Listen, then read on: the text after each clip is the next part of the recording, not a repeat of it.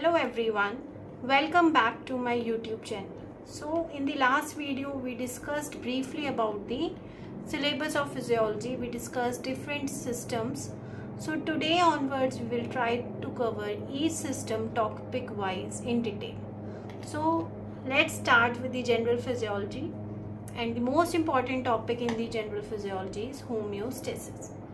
So what do you understand by homeostasis? So word homeostasis means stable internal environment.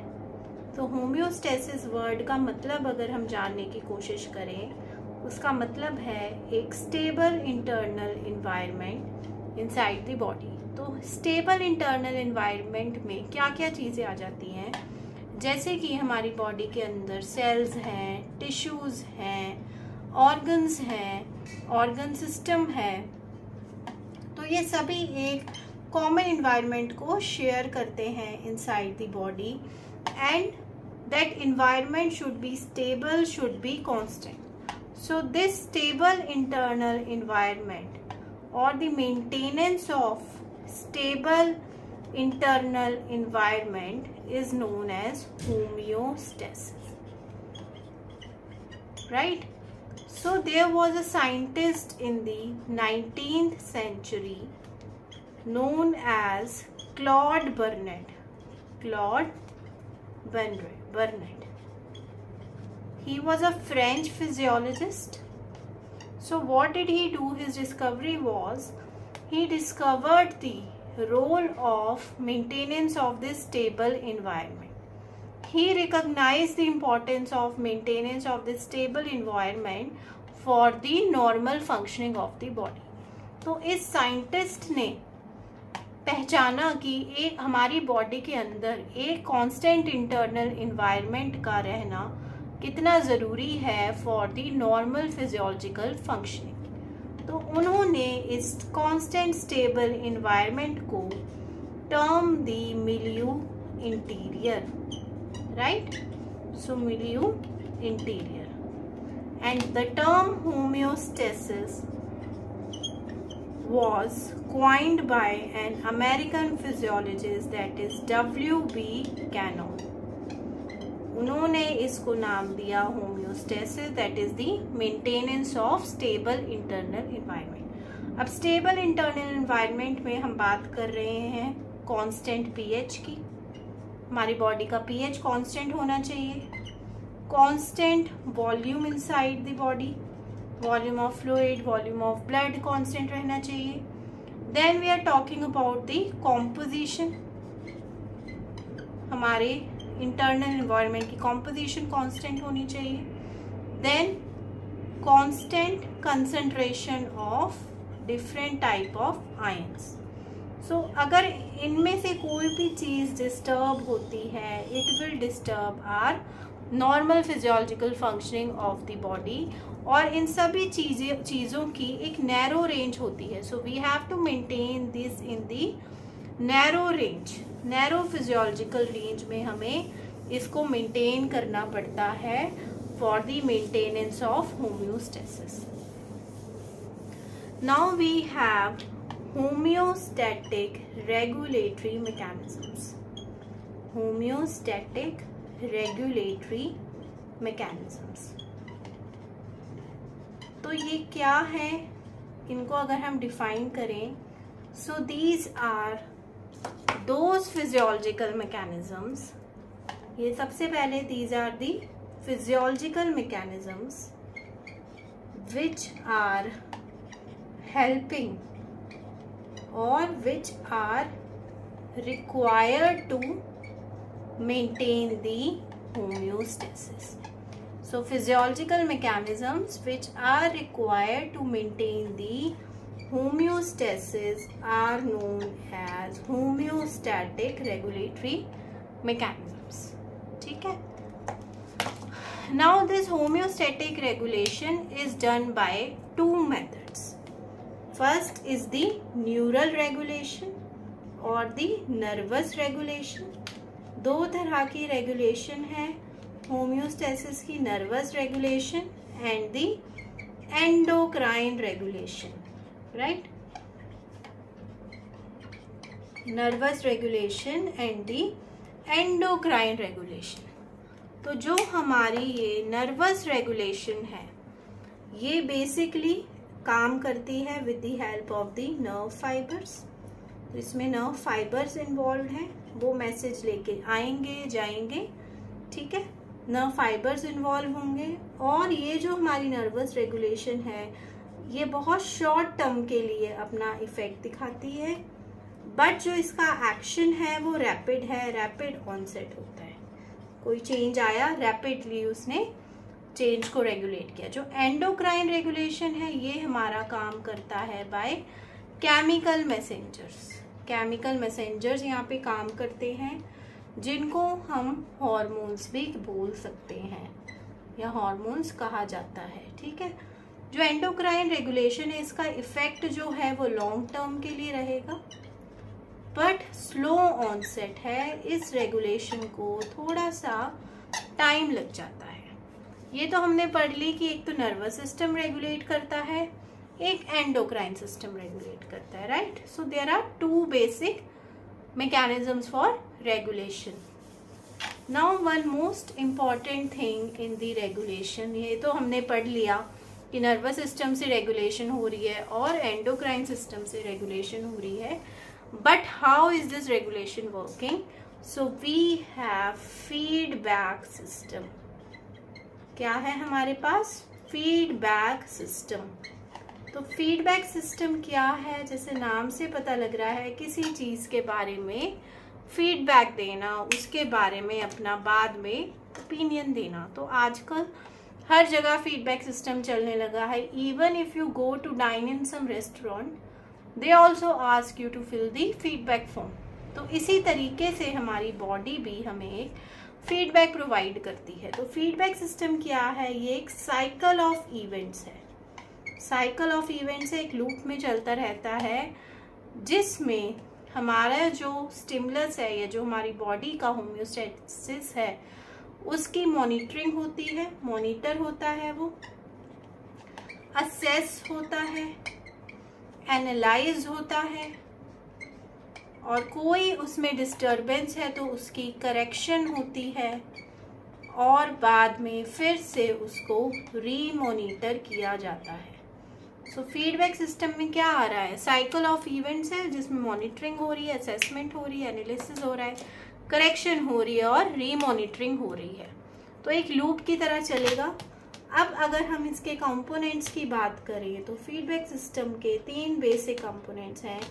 सबसे पहले हमारे पास एक receptor होगा। सो रिसेप्टर का रोल क्या है? It will receive the stimulus. जो रिसेप्टर है वो स्टिमुलस को रिसीव करेगा, परसीव करेगा, ठीक है। So it will receive the stimulus, जो भी चेंज आ रहा है, then it will transfer the signal to the higher centres. Higher centres में फिर हम उसको भेजेंगे। Second component is the higher centre. जैसे कि ब्रेन में हर एक स्टिमुलस के लिए डिफरेंट डिफरेंट सेंटर है, रेस्पिरेशन के लिए, हार्ट रेट के लिए, वॉमिटिंग के लिए, इसी तरीके से। तो हायर सेंटर्स ने क्या करना है? एनालाइज करना है उस स्टिमुलस को और फिर जो भी डिस्टर्बेंस आई है उसको करेक्ट करना है। करेक्ट करने के बाद higher centre will send the message to the effector. Effector के पास मैसेज भेजेगा और वहां पे हमें रिस्पॉन्स जनरेट होगा। सो this is the cycle for the feedback system. This is a loop for the feedback system और ये कंटिन्यूसली चलता रहेगा जब तक कि हमारा होम्योस्टेसिस मेंटेन ना हो जाए, हमारा जो इंटरनल एनवायरनमेंट है वो वापस से अपनी फिजियोलॉजिकल लिमिट में ना आ जाए, राइट। तो क्या हो गया अगर हम इस साइकिल को ड्रॉ करें? तो वी हैव 3 कंपोनेंट्स। तो सबसे पहले हो गया रिसेप्टर, राइट। रिसेप्टर ने सिग्नल भेजा हमारा कहाँ पे? हायर सेंटर के पास, एंड हायर सेंटर ने उसको एनालाइज किया, सिग्नल भेजा इफेक्टर के पास जहाँ पे हमारा रिस्पॉन्स जनरेट हुआ, और again this cycle will keep on moving. तो रिसेप्टर क्या कर रहा है? स्टिमुलस को देख रहा है, स्टिमुलस को रिसीव कर रहा है। हायर सेंटर क्या कर रहा है? एनालाइज कर रहा है और करेक्ट कर रहा है और इफेक्टर हमारा रिस्पॉन्स जनरेट कर रहा है. सो this is the feedback system. Now this feedback system is of two types. So we can classify this feedback system into two types, that is the negative feedback system and the positive feedback system. तो इस feedback system को दो तरीके में classify किया जा. So we can classify this feedback system into negative feedback system and the positive feedback system. Now let us see them one by one. What is negative and what is positive feedback system. So सबसे पहले हम बात करते हैं negative feedback system की. नाम से तो ये नेगेटिव है बट ये बहुत ही यूजफुल है. कॉन्ट्राडिक्टरी है थोड़ा सा, राइट? नाम नेगेटिव बट काम positive. So it is the very useful feedback system. हमारे बॉडी के मैक्सिमम जो फिजियोलॉजिकल प्रोसेसेस हैं इसी से काम करते हैं. So it is the commonest. सारे mostly physiological processes are working on this negative feedback system. ठीक है, तो अगर so it is the commonest feedback system. अब नेगेटिव फीडबैक सिस्टम में क्या होता है, हमारे पास ये दो चीज़ें थी.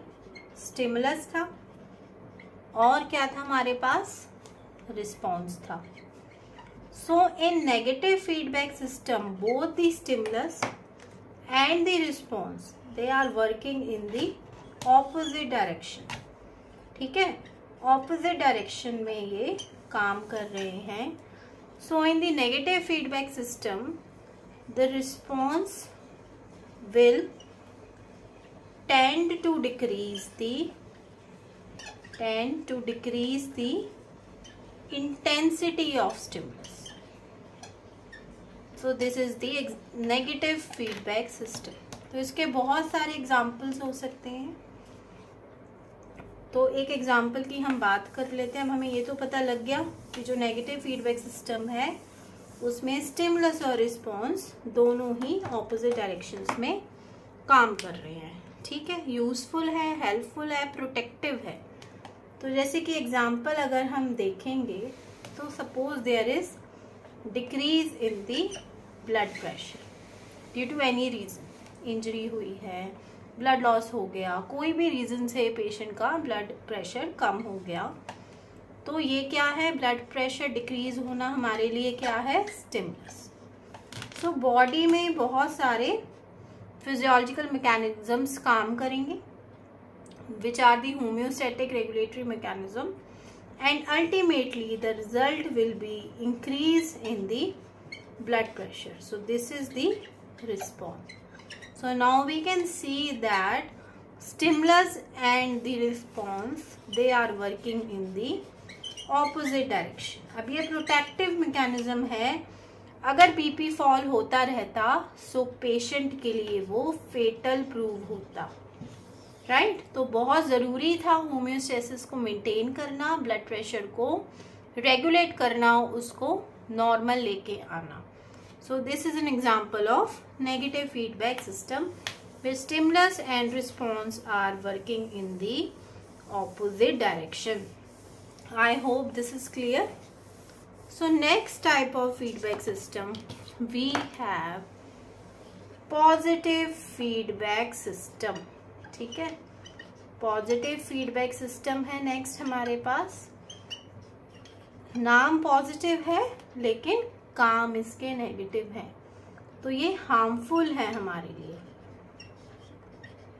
अगर हार्मफुल है, इसमें क्या होगा, जो स्टिमुलस है और जो रिस्पॉन्स है they are working in the same direction. Same direction में काम कर रहे हैं. So here response will amplify the stimulus.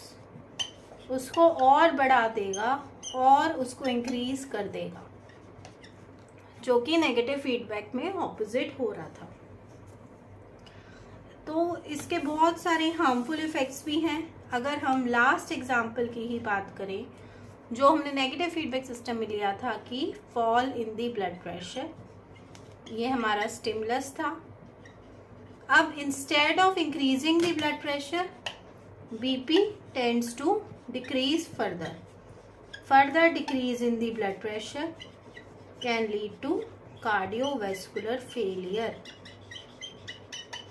सो ये हार्मफुल है, हार्मफुल रिजल्ट्स हैं पॉजिटिव फीडबैक सिस्टम के। But there are few examples of the positive feedback system जहाँ पे इसका बेनिफिशियल रोल देखने को मिला है। सो बेनिफिशियल रोल भी देख सकते हैं हम पॉजिटिव फीडबैक सिस्टम का। बेनिफिशियल एग्जाम्पल्स जो हैं, so first is the blood coagulation pathway, blood coagulation pathway या फिर ब्लड क्लॉटिंग सिस्टम। सेकेंड इसका बेनिफिशियल एग्जाम्पल है ड्यूरिंग पार्चुरेशन या फिर ड्यूरिंग लेबर और during delivery of the child. तो फर्स्ट जो हमारा एग्जाम्पल है, फर्स्ट एग्जाम्पल में क्या हो रहा है, देयर ब्लड कोएगुलेशन हो रही है। So there is injury to the blood vessel, कोई भी ब्लड वेसल को इंजरी हुई है, ठीक है, वहाँ पे ब्लीडिंग स्टार्ट हुई है। ब्लीडिंग स्टार्ट हुई, वहाँ पे हमारे केमिकल चेंजेस शुरू हो गए, कास्केड ऑफ रिएक्शन शुरू हो गया। एक रिएक्शन, कास्केड ऑफ रिएक्शन का मतलब है एक फर्स्ट रिएक्शन हुई, फर्स्ट रिएक्शन ने सेकंड रिएक्शन को एक्टिवेट किया, सेकंड ने थर्ड को एक्टिवेट किया, तो ये कास्केड ऑफ रिएक्शन स्टार्ट हो गया। तो this is the example of positive feedback. एक ने दूसरे को स्टार्ट किया, दूसरे ने तीसरे को स्टार्ट किया। जो यहाँ पे हमारी डिस्टर्बेंस आई थी, हम उसको एम्पलीफाई करते जा रहे हैं, इंक्रीज करते जा रहे हैं, and cascade of reactions will take place and ultimately there will be formation of blood clot, right. So this is an example of positive feedback system which have beneficial role. Next example जो हम बात कर रहे थे during पार्चुलेशन और labour, तो इसमें क्या होगा, at the time of delivery there will be signals from the foetus. Foetus से सिग्नल आएंगे टू द मदर। मदर का जो पिट्यूटरी ग्लैंड है वहां से रिलीज होगा ऑक्सीटोसिन। ऑक्सीटोसिन रिलीज होगा, it will stimulate the uterine contraction. तो एक डिस्टर्बेंस हुई, फर्दर उसने आगे चीजों को एम्पलीफाई किया, डिस्टर्ब किया। ये uterine contraction will provide positive feedback to the oxytocin. जितना ज्यादा यूट्राइन कॉन्ट्रैक्शन होगा उतना ज्यादा ऑक्सीटोसिन रिलीज होगा। जितना ज्यादा ऑक्सीटोसिन रिलीज होगा, there will be more stronger uterine contraction, more stronger uterine contraction होगी जब तक कि डिलीवरी नहीं हो जाती। So this is again example of positive feedback system with beneficial role. So this was all about positive and negative feedback system or the homeostatic regulatory mechanisms. Last कुछ नया जो हम पढ़ सकते हैं positive negative के अलावा, we have other regulation, that is the adaptive regulation. So adaptive regulation basically काम कर रही है इन दी नर्वस सिस्टम। एंडोक्राइन में इसका इतना रोल नहीं है। नर्वस सिस्टम में वहाँ पे काम कर रही है जहाँ पे रैपिडली एक्शंस हो रहे हैं एंड बॉडी को इतना टाइम नहीं मिल रहा to receive the stimulus, to send it to the higher centres and then again send the signals back for the response. Body के पास इतना टाइम नहीं है to perform all the steps. तो उस केस में क्या होता है, फीड फॉरवर्ड फीडबैक सिस्टम काम करता है। फीड फॉरवर्ड फीडबैक सिस्टम, जहाँ पे जो भी एक्शन परफॉर्म हो रहा है उसका रिस्पॉन्स इमीडिएटली आ जाता है एंड उसका सिग्नल बाद में जाता है। फॉर एग्जाम्पल कुछ ऐसा एक्शन है कि हमें बाइसेप्स मसल की कॉन्ट्रैक्शन चाहिए, लेकिन बॉडी के पास इतना टाइम नहीं है, रैपिडली एक्शंस हो रहे हैं कि पहले रिसेप्टर के पास आए स्टिमुलस, रिसेप्टर उसको हायर सेंटर्स में भेजे, फिर हायर सेंटर्स उसको इफेक्टर ऑर्गन के पास, बाइसेप्स के पास फिर सिग्नल भेजे और फिर बाइसेप्स कॉन्ट्रैक्ट करे। We don't have this much time because actions are rapidly occurring. तो क्या होगा, जो भी स्टिमुलस था उसकी वजह से there will be direct biceps contraction. After that biceps contraction has occurred, there will be retrospective sending of signal. Retrospective जो सिग्नल्स हैं, retrospectively signals will be send to the higher centres, then higher centres will analyse this muscle contraction, ये सही थी कि नहीं थी। अगर वो कुछ डिस्टर्बेंस थी, वो कॉन्ट्रैक्शन सही नहीं थी according to the action, according to the stimulus, then there will be correction and this signal will be send later on for the next time. So this is the feed forward feedback system और feed forward mechanism और adaptive regulation. तो advance में ही feedback system generate हो गया, उसका जो message था, जो उसका सिग्नल था, वो रेट्रोस्पेक्टिवली गया, बाद में गया। तो यहाँ पे 3 वर्ड्स याद रखने हैं, सक्सेसिव पहले ही हो गया, देन रेट्रोस्पेक्टिव जो सिग्नल जाएगा वो बाद में जाएगा, इसलिए रेट्रोस्पेक्टिव है, एंड एडेप्टिव रेगुलेशन में हमारे पास आ जाता है feed forward system. So this was all about homeostasis. ठीक है, अब एक क्विक रिव्यू देख लेते हैं कि हमने क्या क्या डिस्कस किया। सबसे पहले we should know the definition of homeostasis, then we should know the regulatory mechanisms. Regulatory mechanisms क्या क्या हैं। आफ्टर दैट जिसमें आ जाएगा हमारा नर्वस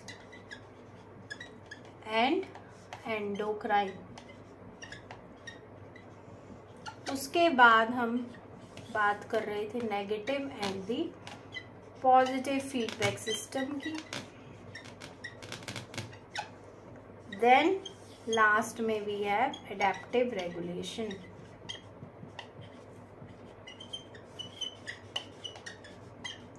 तो इसमें हम उनके एग्जाम्पल्स को भी डिस्कस करेंगे। ठीक है, so I hope this topic is clear. Homeostasis क्या है, क्या उसका फीडबैक मैकेनिज्म्स हैं। So in case if you have any doubts, please leave your doubts in the comment section below. I will try to solve all your doubts, and please like, share and subscribe my YouTube channel. Thank you so much.